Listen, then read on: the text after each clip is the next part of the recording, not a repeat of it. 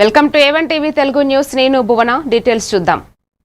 ప్రతి గ్రామాలలో రైతన్న మీకోసం వారోత్సవాలను నిర్వహించడం జరుగుతుందని వ్యవసాయ శాఖ అధికారిని కృష్ణవేణి అన్నారు. అనకాపల్లి జిల్లా చీడికాడ మండలం జైతవరం గ్రామంలో రైతన్న మీకోసం కార్యక్రమంలో ఆమె పాల్గొన్నారు. ఈ కార్యక్రమంలో ఆమె మాట్లాడుతూ నీటి భద్రత, డిమాండ్ ఆధారిత పంటలు, అగ్రిటెక్, ఫుడ్ ప్రాసెసింగ్లకు ప్రాధాన్యం ప్రభుత్వం నుంచి పూర్తి మద్దతు లభిస్తుందన్నారు. ఈ 5 అంశాలపై ప్రతి రైతు కుటుంబాన్ని సందర్శించి చర్చించడం జరుగుతుందన్నారు.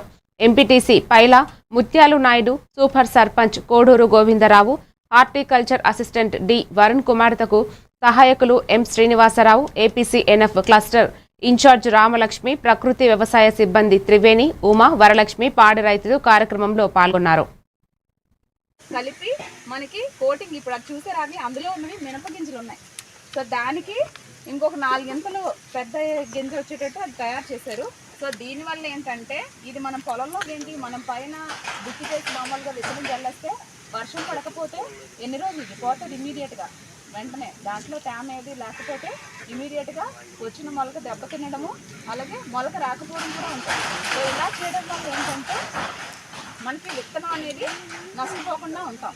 విత్తనం మొలక దానికి ఏంటి మనకి బెస్ట్ ఎగ్జాంపుల్ మొన్ననే మనకి PM Kisan plus Annadata Sukhibhava 2 state government నుంచి 4,000, సెంట్రల్ గవర్నమెంట్ నుంచి 2,000 కలిపి 3వ విడత ఇది.